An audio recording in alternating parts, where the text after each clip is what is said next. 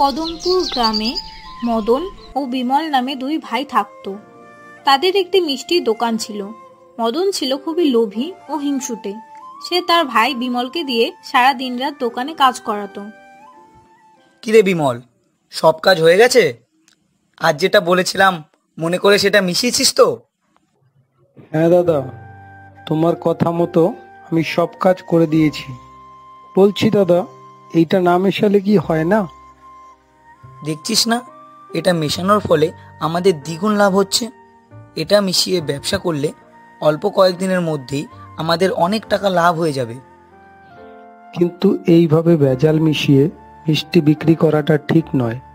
এই মিষ্টি খেয়ে যদি কেউ অসুস্থ হয় তাহলে তো আমাদের মিষ্টির দোকানের সুনাম নষ্ট হবে, আর কেউ আমাদের দোকান থেকে মিষ্টি কিনতেও আসবে না।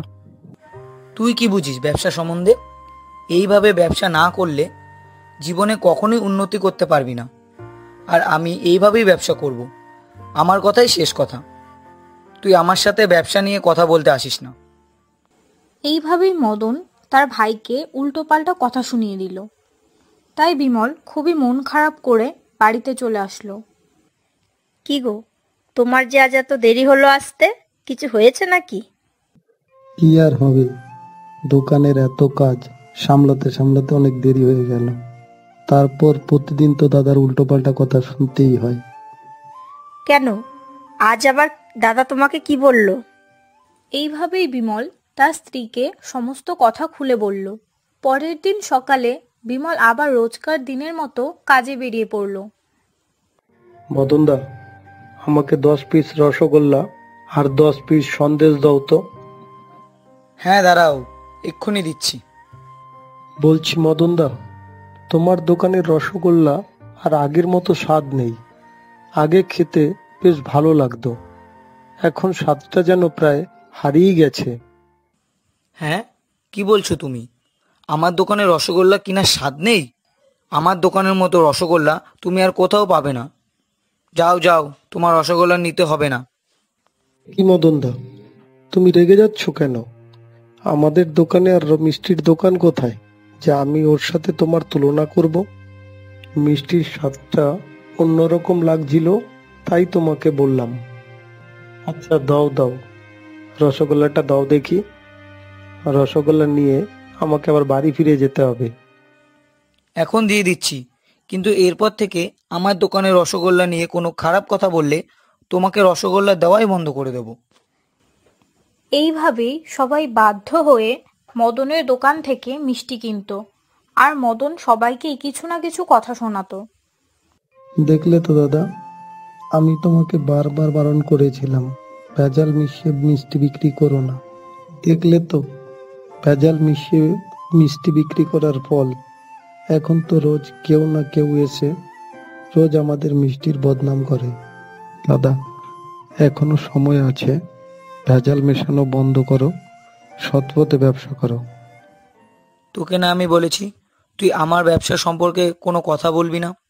আমি আমার নিজের মতো করেই ব্যবসা করব। তুই একদম আমার ব্যাপারে নাক গলাতে আসবি না। আমি তোমাকে যতই ভালোর জন্য বলি না কেন, তুমি তো আমার কথা শুনবে না।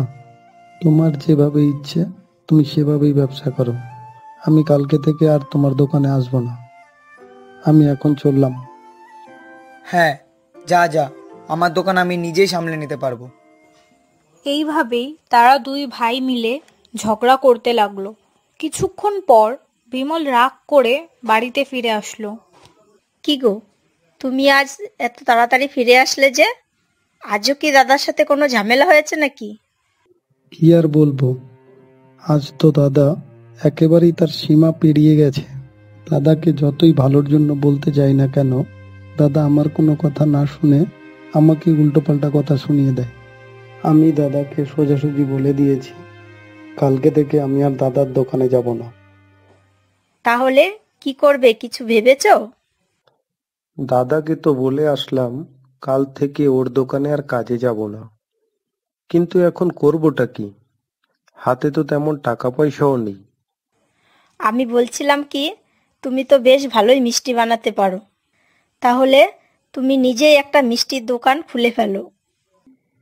তুমি তো কথাটা বেশ ভালো বলেছ, কিন্তু মিষ্টির দোকান খোলার মতো এত টাকা তো আমার কাছে নেই। এই মুহূর্তে এত টাকা আমি কোথায় পাবো? তুমি একটু দাঁড়াও, আমি এক্ষুনি আসছি। এই বলে বিমলের স্ত্রী কিছু টাকা এনে বিমলের হাতে দিয়ে বলল, এই নাও, এই টাকাগুলো আমি জমিয়ে রেখেছিলাম। এই টাকাগুলো দিয়ে এখন একটা ছোটোখাটো দোকান খোলো। দোকান যদি ভালো চলে তাহলে পরে তো দোকান বড় করাই যাবে। এই বলে বিমল তার স্ত্রীর কাছ থেকে টাকাগুলো নিয়ে নিল এবং কিছুদিন পর একটা মিষ্টির দোকান খুলল। কিরে বিমল, তুই আবার আলাদা করে দোকান খুলেছিস নাকি? তোর দাদার সাথে কি ঝামেলা করেছিস? না না, তেমন কিছু হয়নি। কতদিন আর দাদার দোকানে কাজ করব, তাই ভাবলাম নিজেই একটা দোকান দিই। এই নাও, আমার নিজের হাতে বানানো একটা রসগোল্লা খেয়ে বলো তো কেমন হয়েছে। বাহ, তোর দোকানের রসগোল্লা তো বেশ ভালো খেতে। মদনের দোকানের রসগোল্লা থেকে একেবারেই আলাদা। আমাকে 10 পিস রসগোল্লা দিয়ে দে, বাড়িতে নিয়ে যাই। হ্যাঁ দাদা, এখনই দিচ্ছি। এইভাবেই সবাই বিমলের দোকান থেকে মিষ্টি নিতে লাগলো এবং তার মিষ্টির সুনাম সারা গ্রামে ছড়িয়ে পড়ল। দেখতে দেখতে বিমলের দোকানে সব মিষ্টি বিক্রি হয়ে গেল এবং কিছুক্ষণ পর সে বাড়িতে ফিরে আসলো। কি গো, কোথায় গেলে তুমি? হ্যাঁ, আসছি। আরে, তুমি আজ এত তাড়াতাড়ি ফিরে এলে যে? আমাদের মিষ্টি কি বিক্রি হয়নি? আরে না না, আমাদের সব মিষ্টি বিক্রি হয়ে গেছে, আর সবাই আমাদের মিষ্টির খুব সুনামও করেছে। হ্যাঁ, কি বলছো তুমি? এত তাড়াতাড়ি সব মিষ্টি বিক্রি হয়ে গেছে আমাদের? তাহলে কাল তুমি আরো বেশি করে মিষ্টি বানিয়ে দোকানে নিয়ে যেও। তুমি ঠিক বলেছ, কালকে আমি আবার বেশি করে মিষ্টি বানিয়ে দোকানে নিয়ে যাব। চলো আজকে তাড়াতাড়ি করে খেয়ে দিয়ে শুয়ে পড়ি, কালকে আবার সকাল সকাল দোকানের জন্য বেরোতে হবে। এই বলে বিমল ও তার স্ত্রী খাওয়া দাওয়া সেরে ঘুমিয়ে পড়ল। পরের দিন সকালে বিমল আবার দোকানে গিয়ে মিষ্টি বিক্রি করতে লাগলো। কি ব্যাপার, আজকাল আমার দোকানে খরিদ্দার আসা প্রায় বন্ধই করে দিয়েছে। এই যে ভাই, একটু এই দিকে আসো তো। হ্যাঁ, কি হয়েছে মদন দা, বলো দেখি। কি ব্যাপার, তোমরা কি মিষ্টি খাওয়া বন্ধ করে দিয়েছো নাকি? আজকাল কেউ আমার দোকানে মিষ্টি নিতে আসো না। কেন মদন দা, তুমি কি কিছু শোনোনি নাকি? বিমলও তো মিষ্টির দোকান দিয়েছে, এখন সবাই ওর থেকেই মিষ্টি কিনছে, আর ওর দোকানের মিষ্টিটা খেতে খুবই ভালো। কি, বিমল মিষ্টির দোকান দিয়েছে? কই, আমি তো কিছুই শুনিনি। যাই একবার গিয়ে দেখি। এই বলে মদন বিমলের দোকানে গেল। কি রে বিমল, তুই যে মিষ্টির দোকান দিলি, আমাকে তো কিছুই জানালি না।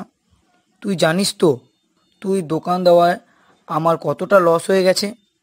তোর জন্য আমার দোকানে খরিদ্দার আসা প্রায় বন্ধই হয়ে গেছে।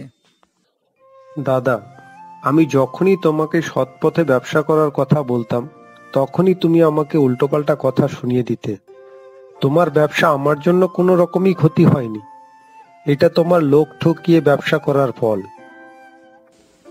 এই কথা শুনে মদন তার ভুল বুঝতে পারল এবং তার ভাইয়ের কাছে ক্ষমা চাইল।